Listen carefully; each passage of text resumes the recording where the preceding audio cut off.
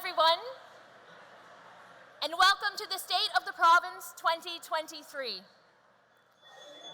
My name is Jenna Leahy. I'm the CEO of the Cape Breton Regional Chamber of Commerce. Thank you all for joining us here today. Before we begin, I'd like to respectfully acknowledge that we are gathered here in Mi'kma'ki, the ancestral and unceded territory of the Mi'kmaq people since time immemorial. This territory is covered by treaties of peace and friendship with which the Mi'kmaq, Maliseet, and Passamaquoddy peoples first signed with the British Crown in 1726. The treaties did not deal with the surrender of lands and resources, but recognized Mi'kmaq and Maliseet titles and the established rules for what was to be an ongoing relationship between nations. We offer a sincere and humble thank you to the Mi'kmaq people for sharing this land with us.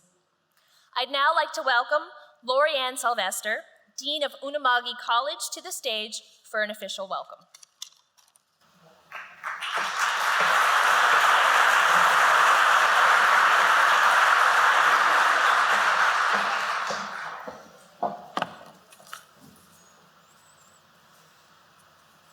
Walalio.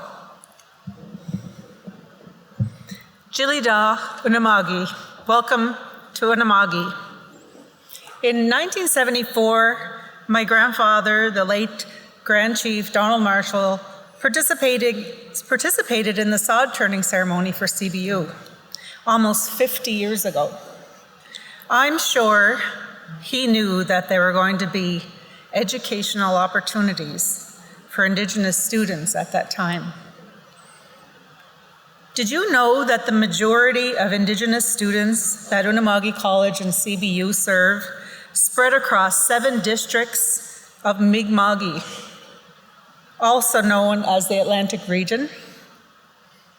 Currently, there are over 200 students on campus, some enrolled in programs within their communities.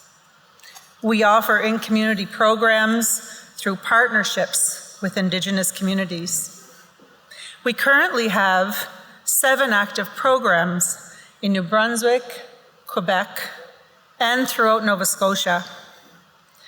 One of the successful programs is held in Eskasoni, preparing students for CBU's nursing program. We have potentially 14 Indigenous students entering CBU's School of Nursing this September.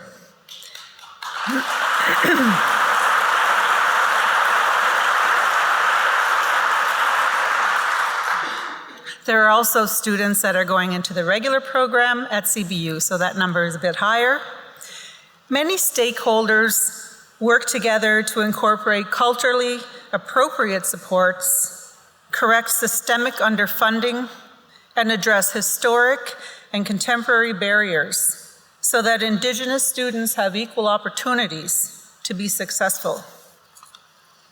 Unama'ki College, in collaboration with CBU, play a major role in creating opportunities for students. As well, we acknowledge and appreciate supports from all levels of government and the business community. Next year, CBU will be celebrating 50 years as a post-secondary institution. Since the sod turning ceremony took place, we've graduated well over 1,000 Indigenous students, which we will highlight during our 50-year celebrations. My grandfather and others would have been so proud. On behalf of Unama'ki College, I would like to thank you for providing me with an opportunity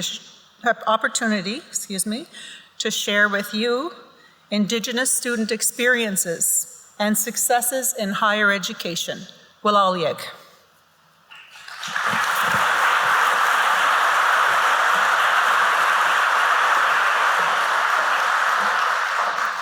Thank you, Walal and Lori-Ann. We are excited to be hosting the State of the Province here in Cape Breton for the first time in recent memory. Thank you to all of the partners and friends here today, and a special thank you, of course, to our Premier, the Honourable Tim Houston, for choosing Cape Breton Unama'ki to be the venue for this address. As a voice for the business community, the Chamber of Commerce is proud to be part of the hosting team for this event. Our members and the community at large are excited to be addressed here in our own backyard. We look forward to this afternoon of an afternoon of exciting discussion and hearing plans for the future of our province and, of course, our island. Dinner service will now begin, and we'll hear from the Premier very soon. We're hoping to be back on track for around 12:30. Please enjoy your meal. Thank you very much.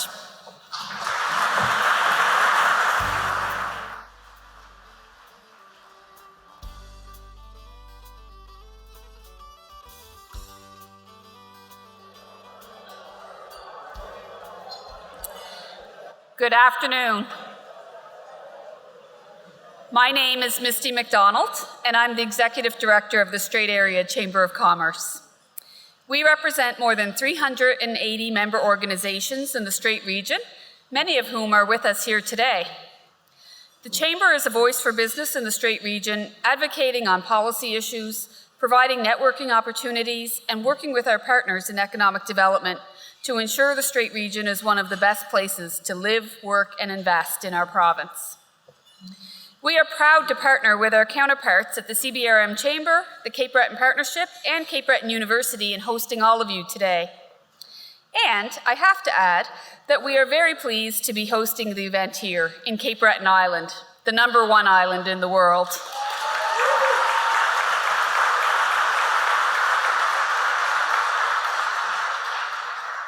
There are many great things to be proud of right now in Cape Breton. It is truly an honor to introduce our special guest speaker today. Tim Houston is Nova Scotia's 30th Premier.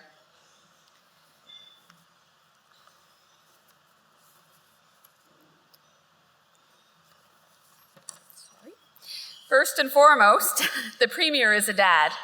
He and his wife, Carol, have been married for 27 years and have 2 children, Paget and Zachary. He was born in Halifax, Nova Scotia, and was raised in a military family, living on military bases all over Canada before returning to Nova Scotia. The Premier attended St. Mary's University, where he obtained a Bachelor of Commerce. He then earned his Chartered Accountant designation in Halifax. After graduation, he and Carol moved to Bermuda, where he worked with both Deloitte and the reinsurance industry. In 2007, knowing that they wanted to raise their children closer to their extended family, he and Carol returned to Nova Scotia and have lived in Pictou County ever since. On November 2nd, 2020, Premier Houston was awarded his profession's highest mark of distinction, the Fellow Chartered Accountant designation by the Chartered Professional Accountants of Nova Scotia.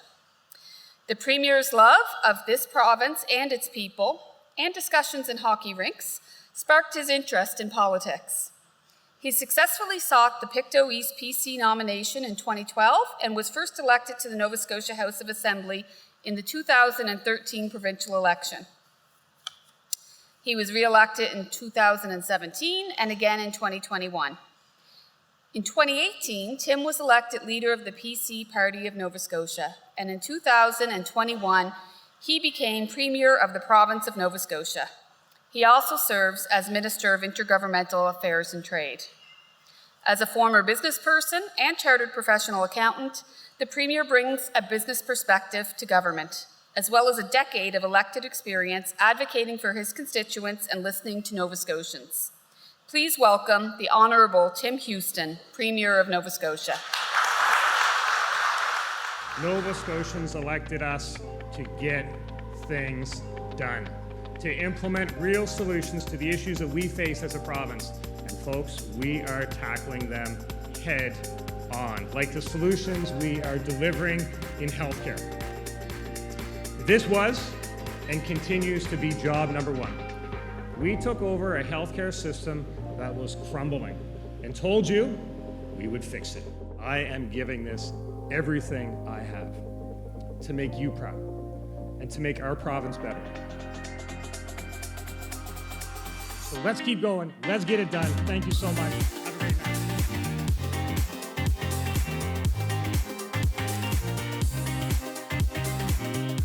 More access, better care, delivered quicker. This is about providing Nova Scotians with the right level of care when they need it, and whenever possible, to do it closer to their home. We will always, always, always put the needs of our patients top of mind. More, faster. That's the promise, that's the plan, and I personally will not rest until the job is done.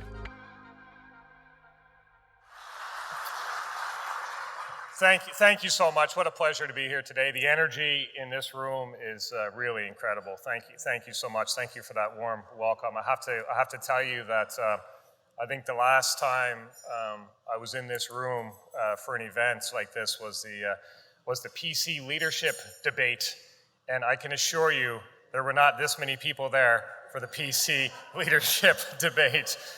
But thank you. It's great to be back. This is such a great part of the province. Thank you to the Cape Breton Regional Chamber. Thank you to the Strait Area Chamber, the partnership, and also, of course, CBU. Thank you so much for hosting this today. I have to say, I've been particularly impressed by the folks from the Strait. I know there's a number of them here today, but their get-it-done attitude. Their get-it-done attitude, their go-fast approach, it's very, very refreshing. I thank them for that. I think that what's happening in that region, particularly around the energy sector, really has the potential to transform our provincial economy. So thank you so much for your leadership on that. And folks, I just also want to say, if you have any really tough questions for me today, the entire government caucus is in this room, the entire cabinet, so please ask them. Every single member of the government caucus is here today. The entire provincial cabinet is here with you today in Sydney. I'm proud of the team we have. Can I ask our government caucus members to stand up and identify themselves?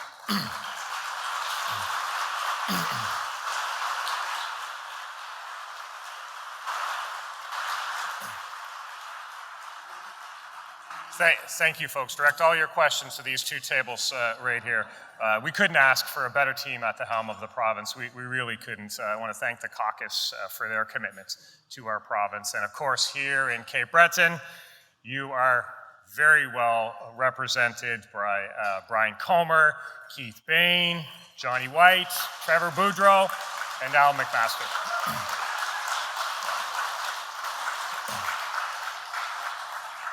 That's a lot of passionate Cape Bretoners to have around the caucus table advocating for your community. I want to tell you that their love of your community is absolutely incredible. I thank them for their dedication to the province and to our community. And also with us in the room today, deputy ministers from across government departments. I want to thank the deputies, those working across the civil service for their commitment to our province. Working together, we can get things done. So I want to thank them for their commitment to the province as well.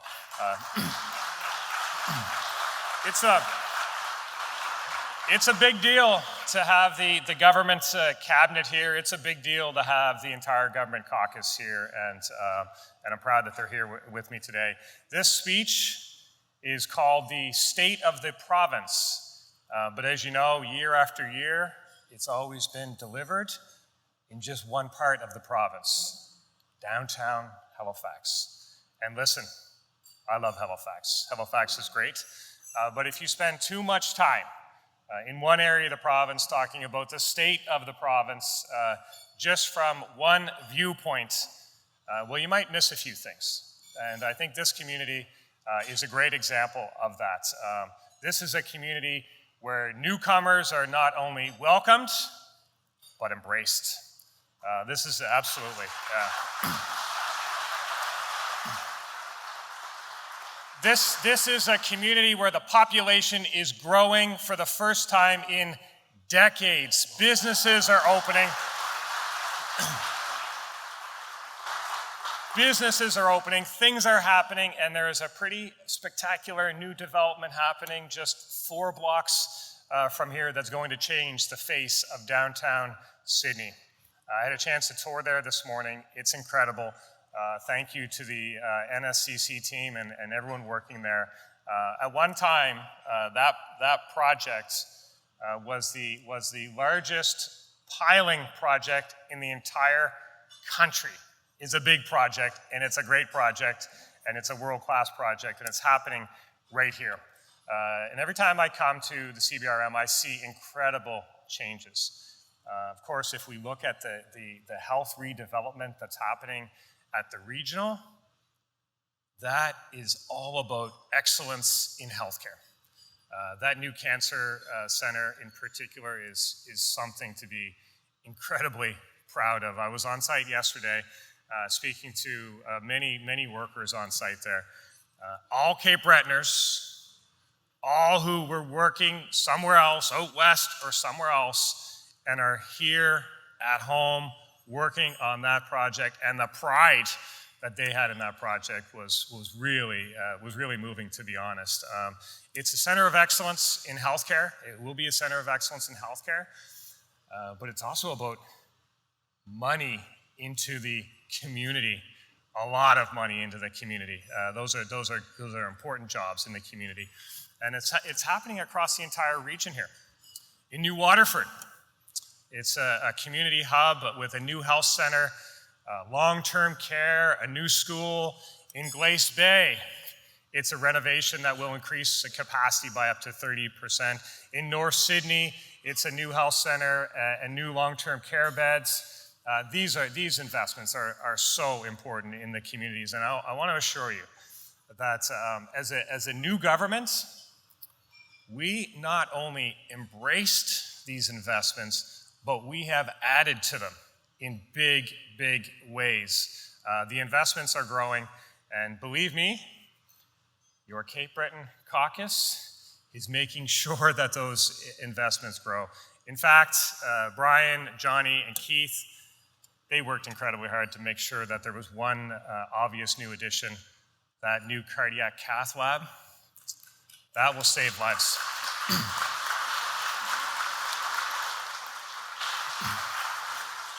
That lab will save lives. There is no question about it. And talking about saving lives, I do want to give massive kudos to Dr. Langley and Dr. Sala for the successful pilot project with the Urgent Treatment Center over on the north side. This has been an incredible success. It happened because of their leadership. It's been so successful, we're now going to expand that model across the province. So this is what we're looking for. Homegrown solutions, people from communities stepping up, rolling up their sleeves, and getting it done. And when we see those partners, we support them and work with them, which is another reason why I'm so happy to be here today with the team from CBU, because today I am pleased to say the rumors are true. I'm proud to announce today that by no later than the fall of 2025, there will be a medical school in Cape Breton.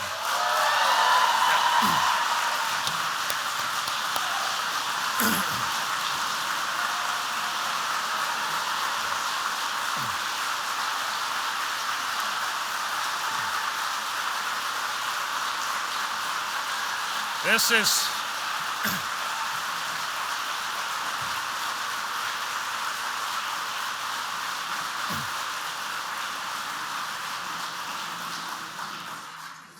Thank you. I'm proud to share in that moment with you. It's your moment for sure. It's finally happening, a medical school campus at Cape Breton University. It's coming. And folks, that will be a medical school focused on educating Nova Scotian students. More specifically focused on educating rural Nova Scotian students. This is an incredible thing.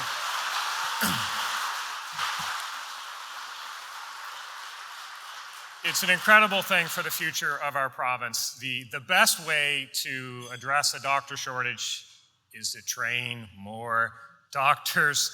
Now they say that this school will open not later than the fall of 2025, and believe me, I will be pushing extremely hard for much earlier instead of not later than. I will be pushing on this.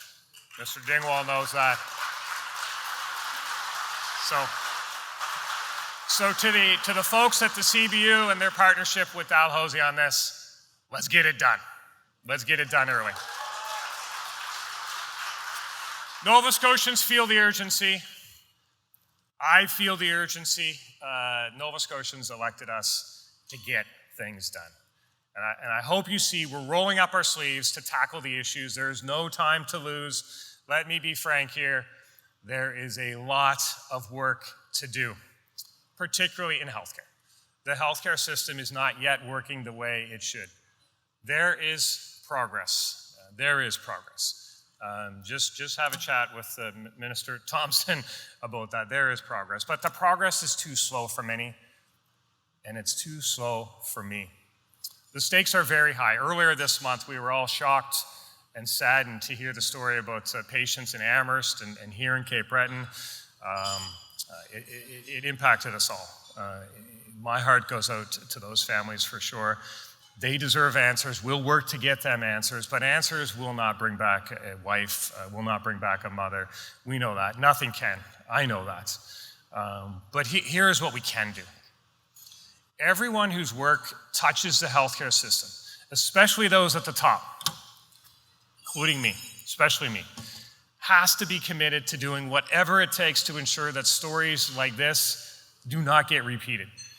Last week, I polled healthcare leaders from across the province together in person, in the same room, so we could look each other in the eye. And my message to them was very direct.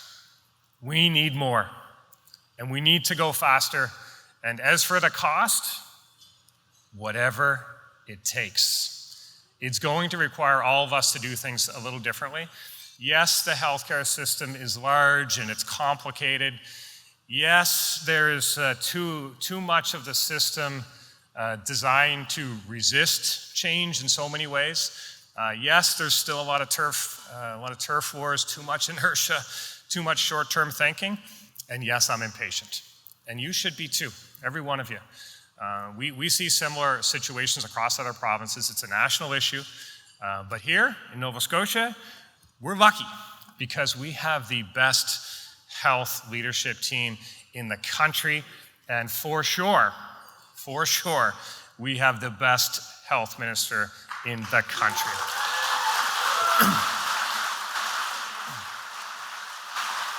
And we have highly trained, compassionate, dedicated doctors and nurses and allied healthcare professionals across the spectrum who are doing an amazing job with the patients that are in front of them. They are literally burning themselves out trying to avoid failing their patients, but the system is failing them. And that's where I know the Premier needs to come in and take action and to be accountable. That's my job. Because I agree with my critics on this issue, and some others. But I agree with my critics. The buck stops with me. And I take that very, very personally. Just as it stopped with those premiers before me and those healthcare ministers before the minister and everyone who was involved in the system over the last few years. It stops with all of us.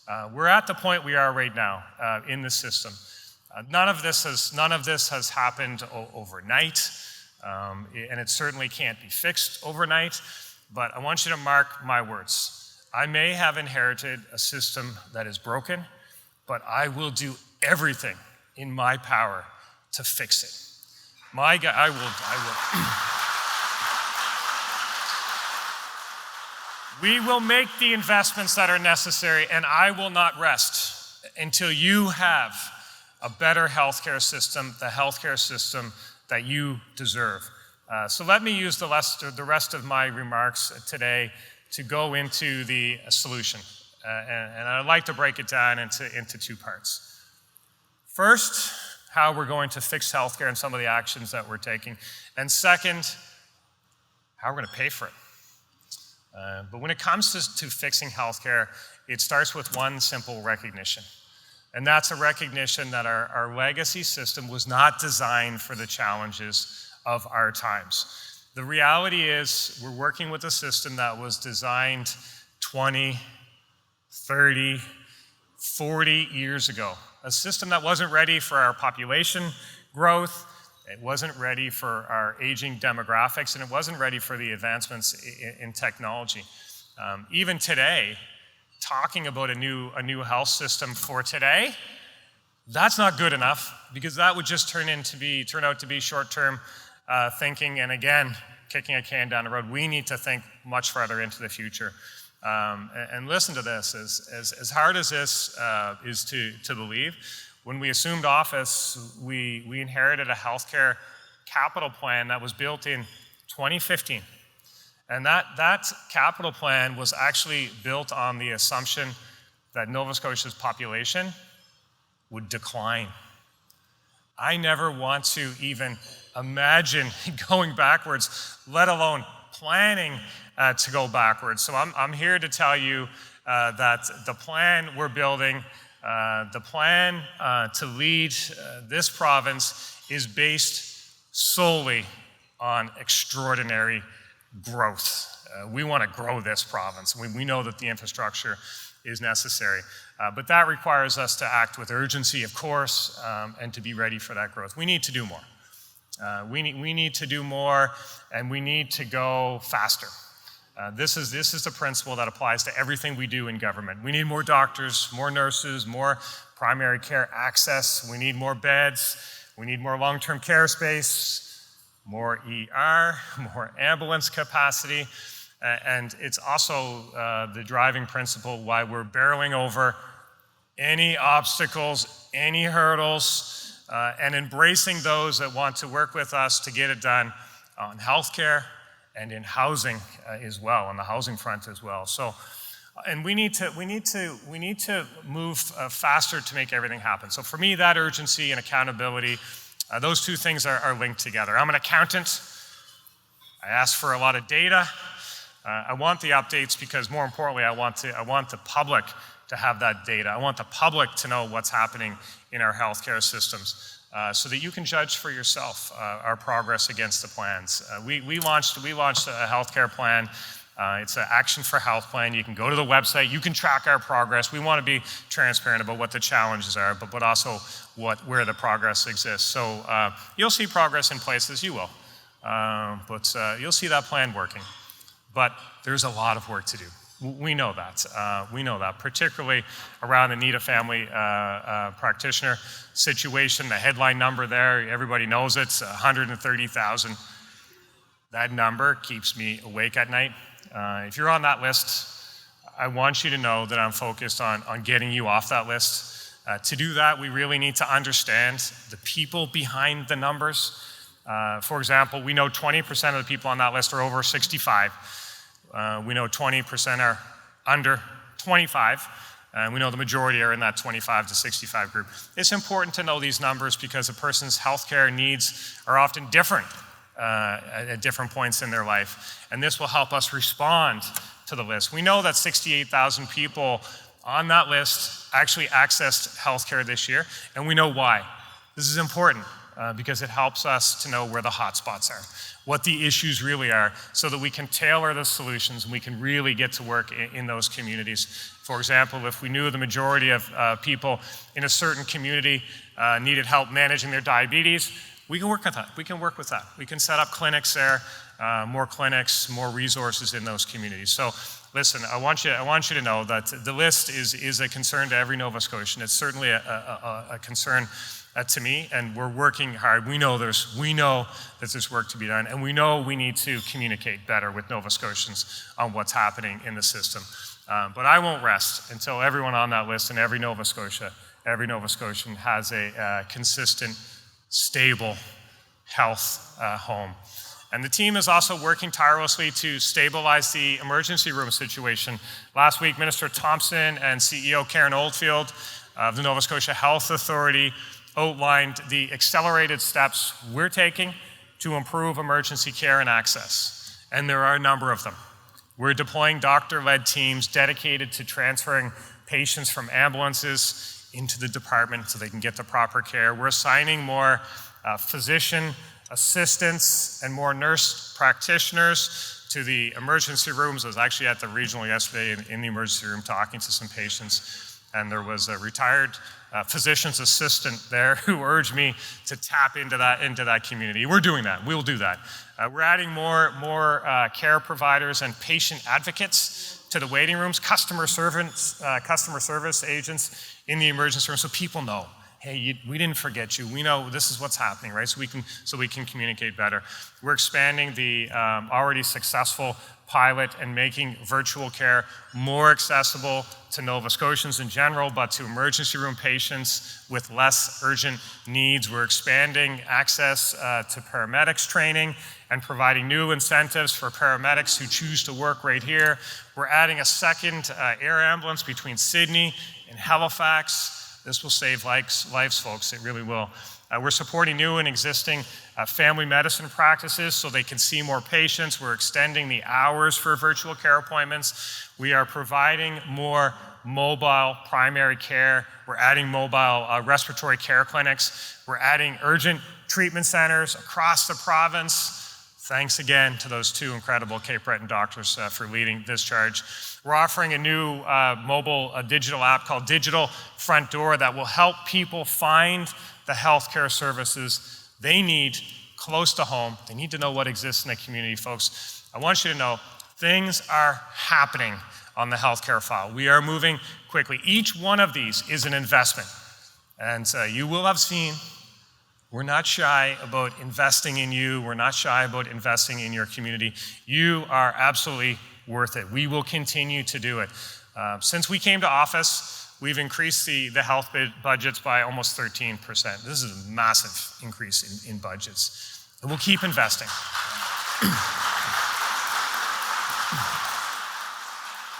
We'll keep investing. Wait till you see this year's budget. I think it's keeping Minister McMaster up awake at night, but we will keep investing because every one of these measures, every single measure that I outlined there, in their own way, will help reduce the burden on our healthcare system and will help people access care. While we're taking these steps, we'll continue to do the heavy lifting to address widespread systemic improvements and challenges that are needed in our healthcare system.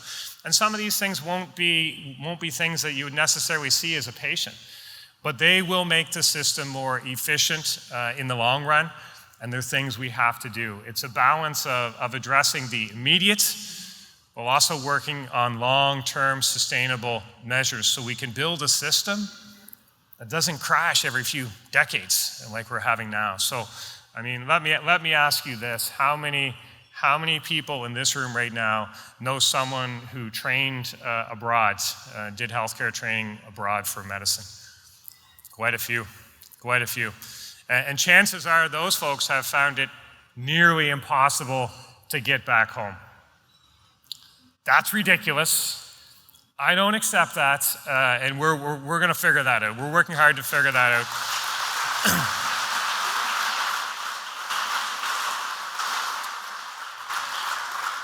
They say I'm like a dog on a bone on that issue, but we're going to fix that issue because it doesn't make sense to me. And maybe in a different time, some of those folks would have been a student at a CBU medical school and never had to go away. So,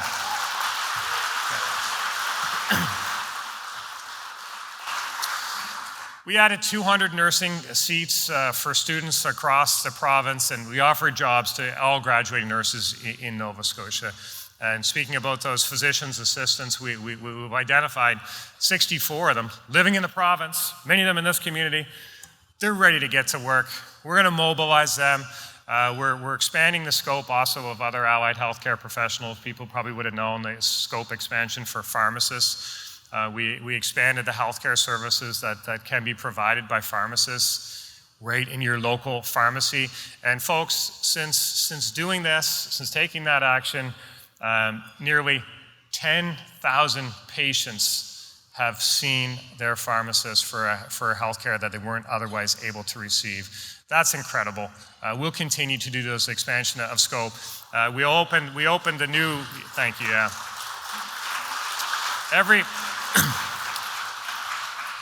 Every bit of that, every one of those appointments makes a difference in the burden on the healthcare system. We opened new recovery support centers to help people struggling with addictions. The work of Minister Comer on this, as the Minister of Addictions and Mental Health, is really leading the country in many ways. I want to thank Minister Comer for his personal commitment to getting service to people. We hired 108 operators for routine transportation needs to cut the number of patient transfers that require paramedic services. And that has had an immediate impact. It's cut the number that required an actual paramedic by 3/4. That initiative is working. It's working so well that now we're hiring another 100 more transport drivers to do even more hospital transfers. Let me assure you, healthcare has always been job number one. We've done those initiatives in just 17 months. And my promise to you is simple. I will not rest until the job is done. We will keep going. We will keep going at that same speed. Because in the last election, I promised Nova Scotians that we would fix healthcare and that we would invest whatever it takes to turn the healthcare crisis around. And I stand by that promise today. And as I mentioned, later this spring, Minister McMaster will deliver the 2023 budget, and that will provide a full accounting of what the bill is for healthcare. But this is no time to cut corners on healthcare. We won't do it. We're going to invest where there's a need to invest. We'll keep doing that. But that doesn't mean that we will pour money on a broken system. We can't pour money on just the status quo, because the status quo won't get us there. Nova Scotia currently spends 41 cents out of every dollar on healthcare. At that, going on the current trends, it would consume our entire provincial budget in just a little over 2 decades. And there would be no money for roads, no money for community services, no money for schools. We can't do that. The Prime Minister has said that there's no point in putting money on a broken system, and I agree with the Prime Minister. And fortunately, there are many ways that the Prime Minister can help improve access. And the reality is this: we need the federal government's help. We need their partnership because the issues facing Nova Scotia's healthcare system are happening nationwide, and the changes that are required are not just limited to things that a single province can chip away at. These are national issues. And I'm looking forward to meeting with the Prime Minister next week. I know the Prime Minister wants to fix healthcare. I want to fix healthcare. And there'll be lots that we can talk about that we can do together. We can save Medicare in this country. It's on the ropes, but we can save it. And I'll be making sure that the Prime Minister knows there's a willing partner in Nova Scotia. Nova Scotia is all in on fixing healthcare. The money is part of it. It's not the only thing. Money is part of it. But there's more things that money are important. Immigration, helping us fast-track immigration for healthcare workers in particular, is one thing I want to work with Minister Fraser on. But while we have those discussions with the federal government, we'll continue to get things done here on the front lines at home. We'll roll up our sleeves. Also on the question of how do we pay for healthcare? That's an important question.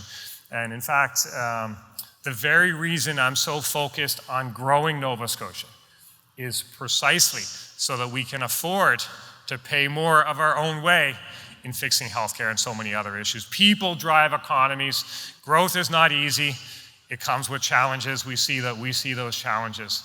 But we also have seen the challenges on the other side of the equation when we lose people, when we depopulate. And I will tell you, I would much rather be dealing with the challenges of growth. Those are the challenges we want to deal with. And if we think about it, in 2021, Nova Scotia's real GDP per capita was $43,000. The second lowest in Canada. We have a lot of room to grow. What an opportunity, folks, but we need to increase the GDP per capita because more GDP means more jobs. It means better pay for those working in our economies, and it means new investment from outside Nova Scotia. It means more businesses opening their doors here at home, and it means more revenue the government can allocate to paying for healthcare, not because we are taxing people more, but because there's more people earning a paycheck and it's bigger and there's more taxes in the pot. So that's what drives us. This is what motivates us. Our economic plan to create more jobs, to attract more investment and build new industries starts with creating jobs in emerging sectors. Those folks from the Strait, well, in the last 6 months, we've announced several new projects to help develop green hydrogen and to tap into our incredible wind potential in Richmond and Guysborough counties, but beyond as well. But they've been willing partners. They've done their homework, and we're happy to support them. But I want everyone else to know that the announced projects are just the tip of the iceberg on what is available as we develop our offshore wind industry. I am extremely excited that Nova Scotia is a prime location to become a green energy powerhouse. We have the resources, we have the geography to develop the clean and renewable power that the global markets need. This is a good news story, folks, and I can tell you that many jurisdictions are envious of the position we have here. We need to push that advantage. And who will build everything that needs to be built? Our MOST program, More Opportunities for Skilled Trades, that's a program that looks to the future. It's a plan to fill the gaps in our labor markets and to attract skilled workers by ensuring that trades workers under the age of 30 will not pay any personal provincial income tax on their first $50,000 of income. You heard that right.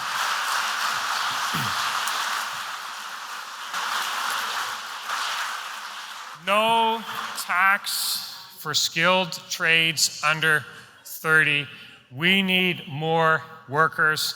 We need more younger workers helping us build, but also helping us right-size our demographics. This is an initiative that many jurisdictions are watching.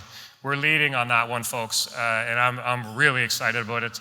And of course, our partnership with the film industry, that's designed to return Nova Scotia to the status it once held as a growing booming production hub. We're investing in a new soundstage. We're investing in a content creator fund because this industry is good for our communities. It's good for our province. It promotes our province as a tourism destination in an incredible way. It's a fantastic opportunity. Just think about what the Curse of Oak Island has done to put Nova Scotia on the international map. I did have a little cameo on the Curse of Oak Island. I was, during the Fiona cleanup, was driving. I was actually in Guysborough County, and I saw a Hydro One crew from Ontario was down doing some repair work. I pulled over. I was by myself. I walked up to thank them. As soon as I approached them, a guy said, "Hi, I know who you are." And I said, "Who am I?"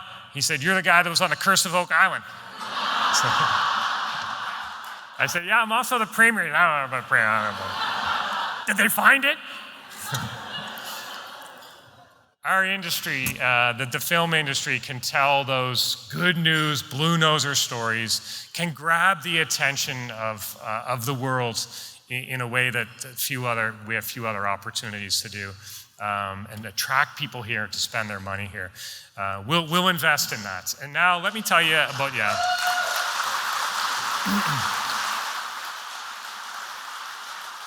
Now, if I could share another initiative, this is, I believe, the most innovative buy local program the country has ever seen. Nova Scotia Loyal. We're going to implement Nova Scotia Loyal and create real incentives for Nova Scotia customers to support Nova Scotia businesses. It's a new initiative.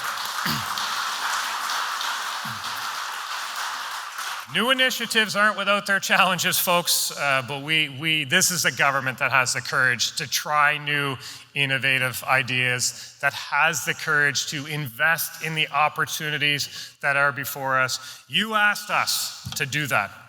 You asked us to get things done and to have the courage to do things differently. We are doing it. And when you look at our governments, your governments, I hope you see a government whose heart is set on growing this province. We're all in on growing this province. Yes, we'll probably make a few mistakes along the way. When you go fast, that can happen.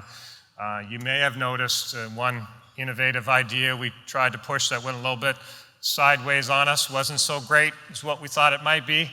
Something about taxing non-residents. If you ever want to find out how attached somebody who doesn't live in this province feels to this province, just tell them you're going to call them a non-resident and tax them more. You get a certain reaction. But listen, folks, when you go fast, when you make mistakes, you have to have the courage and common sense to recognize the mistake and move on. We'll do that.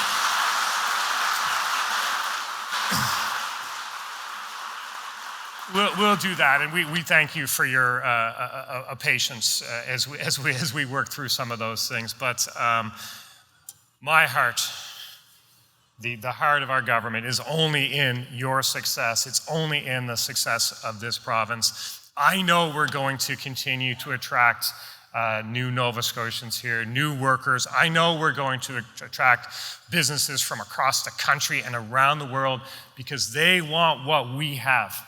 They want the quality of life that we have. So while I will remain clear-eyed about the challenges facing our healthcare system, challenges that are going to take time to fix, I am encouraged and inspired by the incredible effort that we see from our frontline healthcare workers to ensure that your family will receive the care that you need at the time you need it. They deserve from us the same commitment, the same do not quit attitude that they are showing us on the front lines every day. They deserve that from government, and they deserve it from every healthcare leader in this province. We can't do it all overnight. If we could, we would, but we'll move at a pace that gets it done as quickly as possible. And I will commit to you again. I am fully committed in building the healthcare system that Nova Scotians deserve. So let's do more. Let's do it faster. Let's do it together. There's a great future for this province, and I'm very excited about it. Thank you for having me here today. Much appreciated.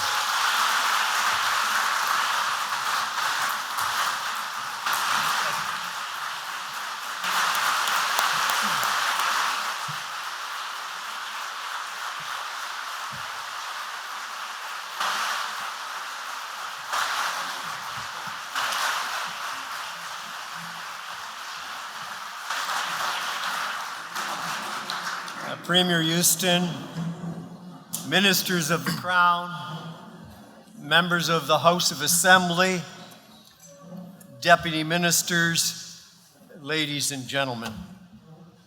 I heard our Premier say that he has work to do with the Minister of Finance in the construction of the 2023 budget.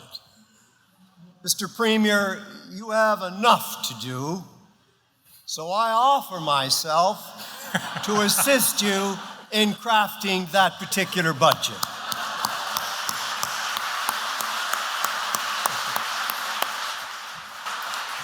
This is an historic occasion.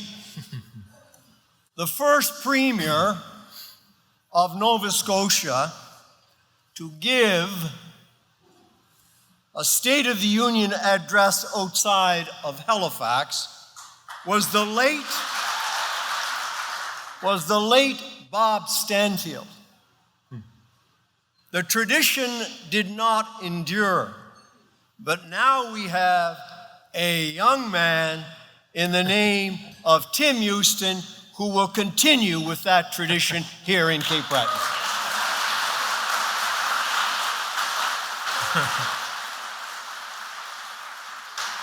Your words were encouraging, realistic, and as always, you have shown great leadership.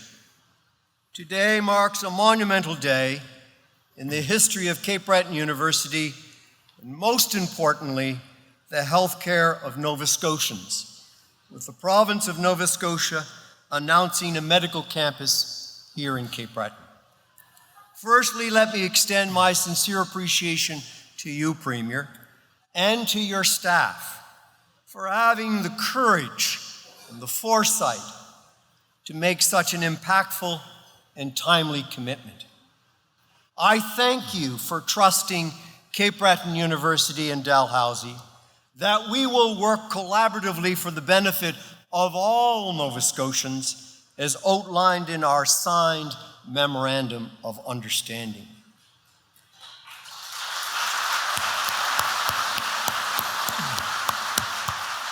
Today's announcement is transformational, and it's a game changer for the entire province. A medical campus at CBU is one part of the solution for healthcare. It certainly won't solve every challenge, but we are committed to continuing to do everything that we can. What we are giving people today in our province is hope.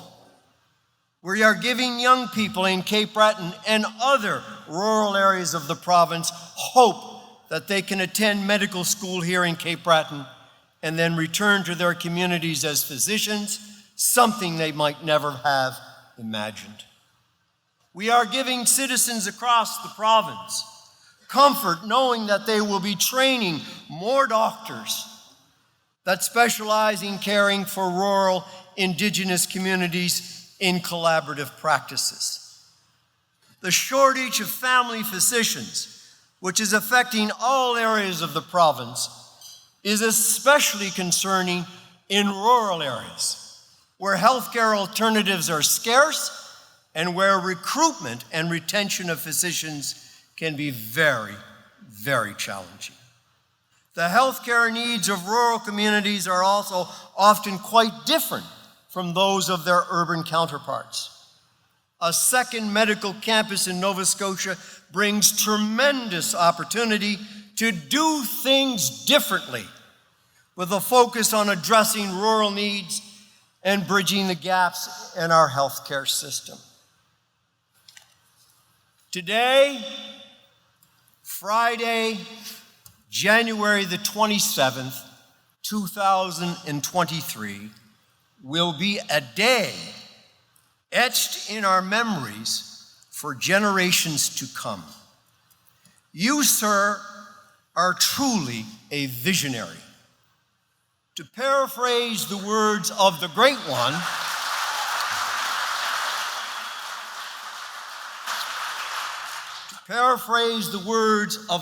one, Wayne Gretzky, you are leading us to where the puck will be going.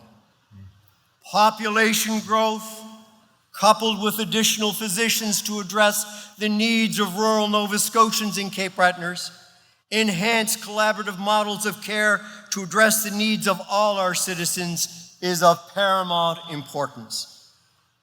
Leadership, sir, is about making important and impactful decisions. Today, Premier, you have done our province well, and on behalf of CBU, the broader community of Cape Breton, and residents in rural Nova Scotia, we thank you, sir, most sincerely.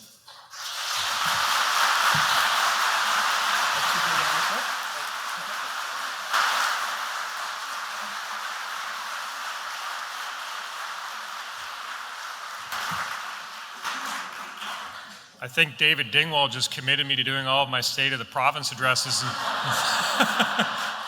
I nodded along with him.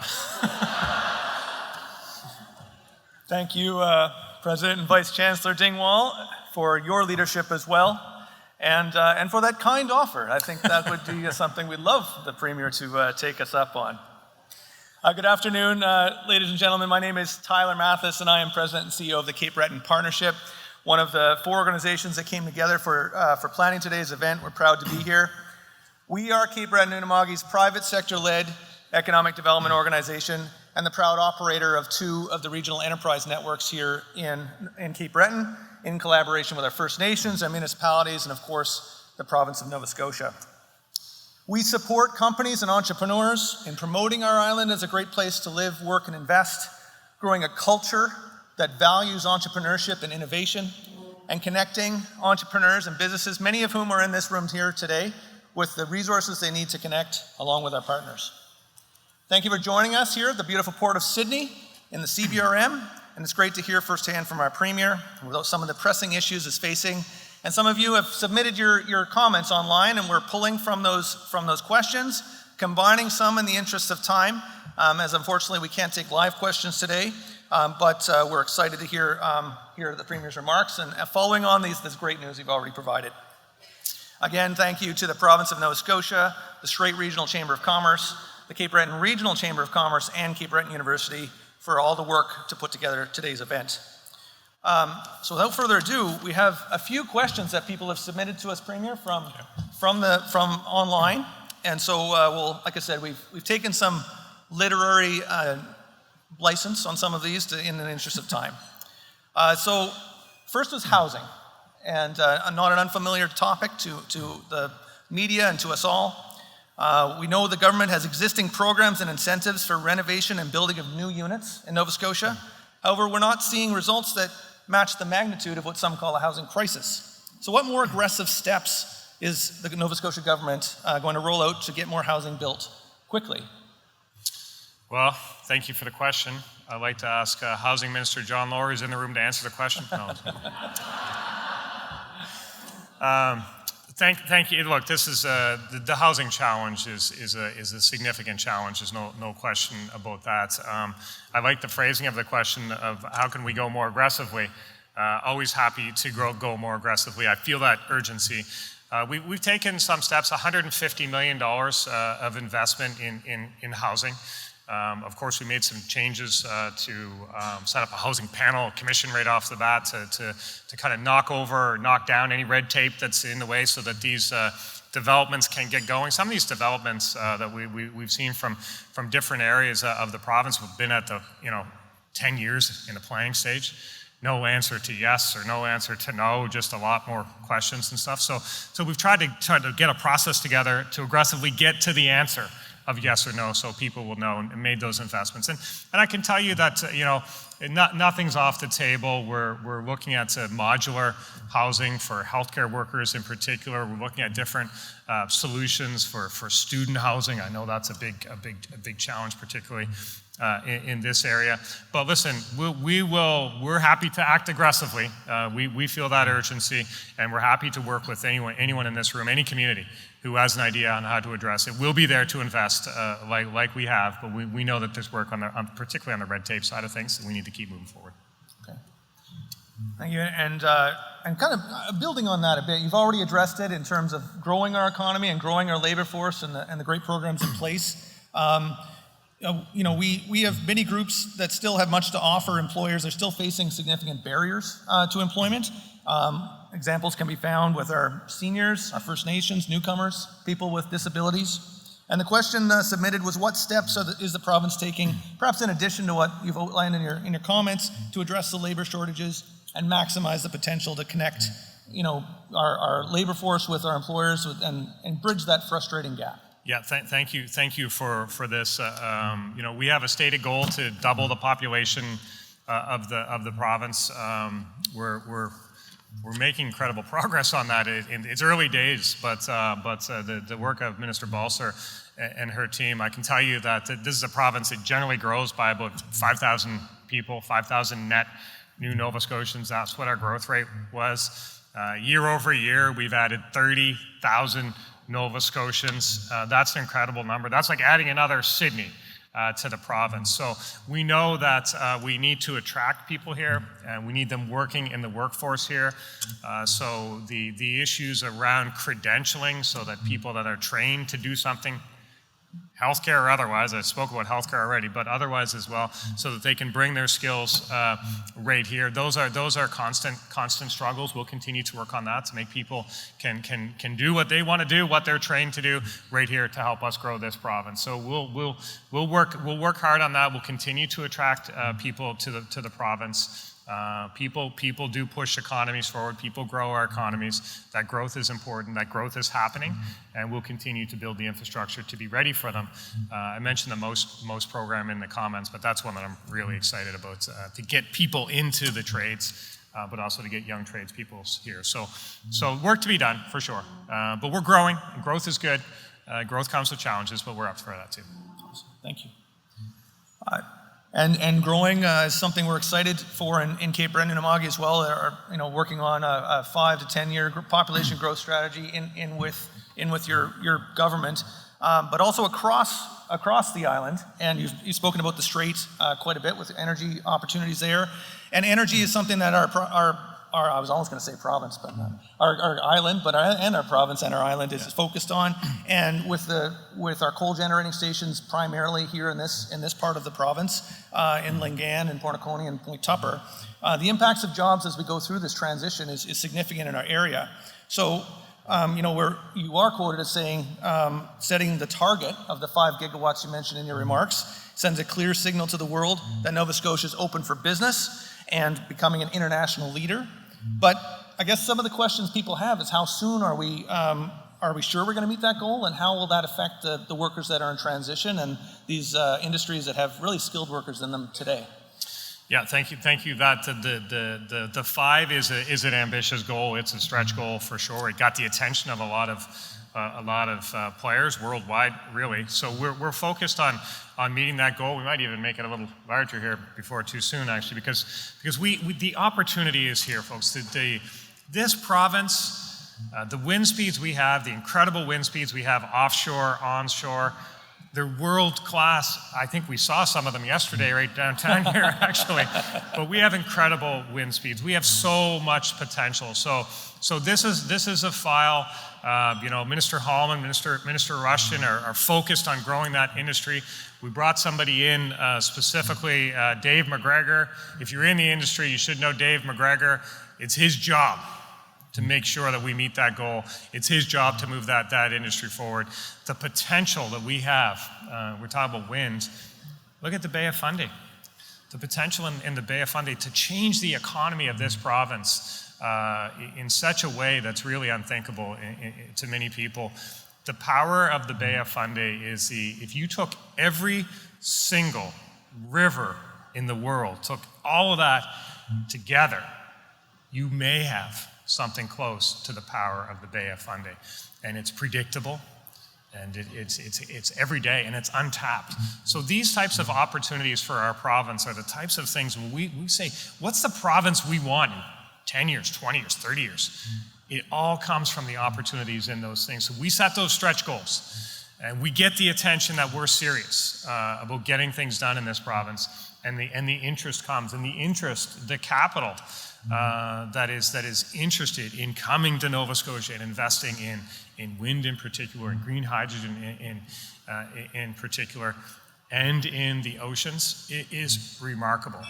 This province will be different in 30 years and 20 years if we take the steps that are necessary today, and I will promise you we're going to take those steps because we can't keep looking away from the potential of this province any longer. Awesome. Thank you.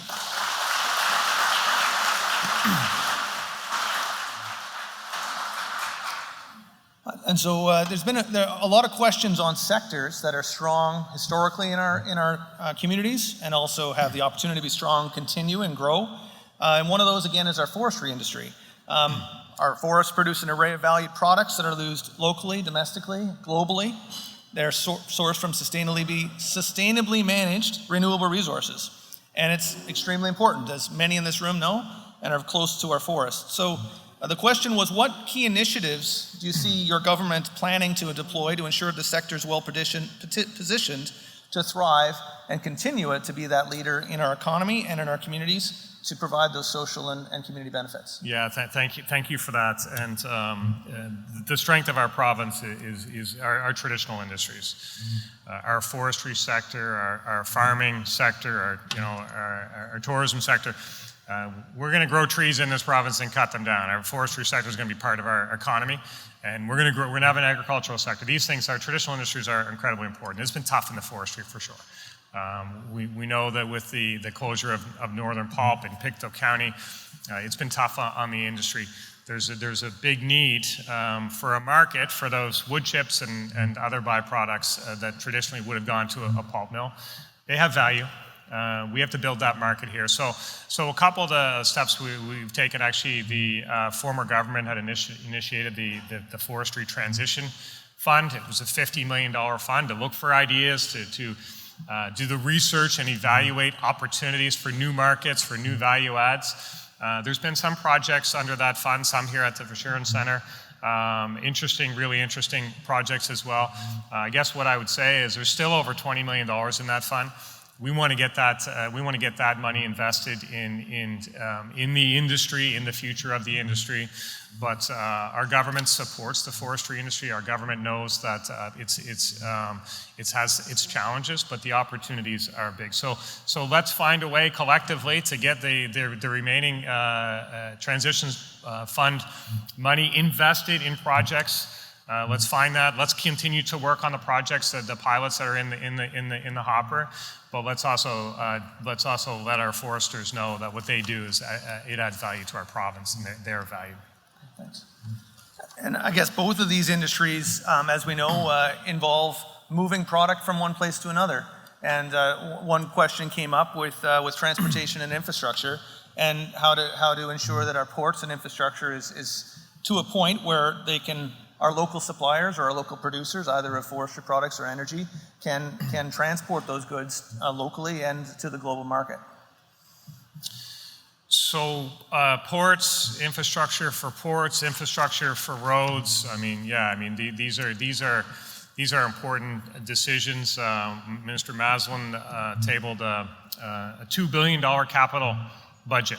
$2 billion, 150 projects, over the next 5 or 7 years. So investing in infrastructure, and I guess what I want you to know is that these decisions are always competing. There's always competing interests, and we look at these decisions and we look at them through the lens of, will that investment help us move products, goods, services? Will it help the economy? And can we get to a place where we can put our hand on our heart and say, we made that investment, but not that one, for the reasons that of the economic and community benefits. So each one of those initiatives, if people who want to talk about investments in infrastructure like that, come with your economic assessment, come with your business case. We know that as we grow the economy, we'll have more and more products that we need to move around the world. That will be by rail, that'll be by water, that'll be by road. So these are big investments, but the $2 billion capital budget that's tabled, that should give you 2 billion reasons to believe that we are committed to investing in infrastructure in this province. Thank you.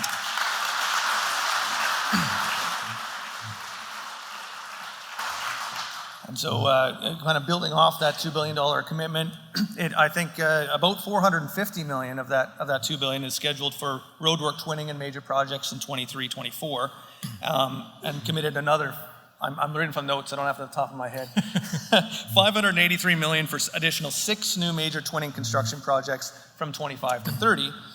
However, none of that was committed for highway twinning on construction projects in Cape Breton here. And just for context, we, as Jenna opened us up, Canada's #1 island, Nova Scotia's North America's #1 island, and a primary driver. And as a side note, the Cabot Trail's approaching its 100th year anniversary in 2032. And so the question, I think, is that what came was, will the government recognize the value of tourism, in particular with our transportation, to bring that particular infrastructure to meet an upgraded expectation from the traveling public and people who come to visit? Thank you for the question.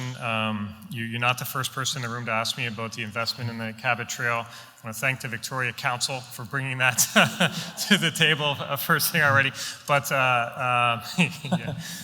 look, the tourism opportunities we have, I touched on a little bit with getting the message out about Nova Scotia and come to Nova Scotia and see what we have to offer. And the best way to see what we have to offer is to get around this province by road. So we know that, and if you can't access the roads, you're not going to get a chance to see some of the 13,000 kilometers of shoreline that we have here, incredible beaches, hiking trails. So we understand that promoting our tourism industry has to be followed up by the investments in the infrastructure that are necessary for tourists to get the fulsome experience here. So there's a number of road projects happening around the island for sure, dozens for sure. I'm not sure specifically on the twinning, but what I would say is all politics are local, and there's nothing more local than the road a person drives every day. So we understand the investments in roads, and we'll continue to make those through that capital budget process. But the tourism product we have, never let anyone sell you short on what this province has to offer. We have a lot to offer, for sure. Awesome. Thank you. And as people are traveling those roads, they often like to raise a pint when they stop for the evening.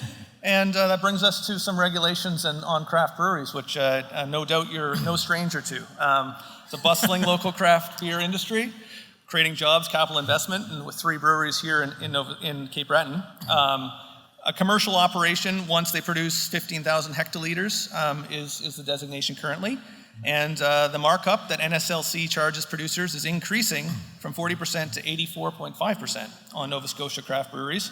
And opportunities to market is a challenge in NSLC stores. So the question, and perhaps this has to do something with your comments on Nova Scotia Loyal, but what are steps is the province considering to ensure Nova Scotia craft brewers can operate in a competitive environment with opportunities to increase and grow their market share for a healthy bottom line? Thank you for that. Don't want to give the wrong impression, but I'm a big fan of the local craft brew industry here. I've been told it's right now, I'm just kidding. Listen, it is part of our Nova Scotia Loyal. There's all kinds of interesting intricacies around alcohol and trade and all these things, but there's definitely things we can do to support the industry, and myself and Minister McMaster talk about this quite a bit. One is certainly product awareness, product placement, advertising. There's nothing more frustrating for me than to pick up a shiny ad brochure from the Nova Scotia Liquor Corporation talking about wines from every other part of the world and nothing about our local products. When we go into our Nova Scotia Liquor Commission stores, we should see advertising. We should see some recognition of the local products. People want our local products there. And the beauty of the Nova Scotia Loyal is we know when somebody tries a local product that the quality speaks for itself and they come back. That's definitely true in our alcoholic beverage industry. So those types of caps, there's a lot of discussion happening on that. I personally want that industry to grow and are supportive of that industry. We'll do that in the confines of not causing a problem with the trade restrictions, but there's things we can do, and I would say stay tuned. We'll get some things done there. Okay. Well, thank you very much. We thank everybody here for your time. I know we were a little bit over our time, but we thank you for the amazing announcements, your candid feedback. We appreciate that, Premier Houston. And thank you for everyone who submitted your questions. We aren't able to put these on without a great, robust participation of citizens of this province and of this island. And we look forward together to a brighter future. So thank you, Premier Houston.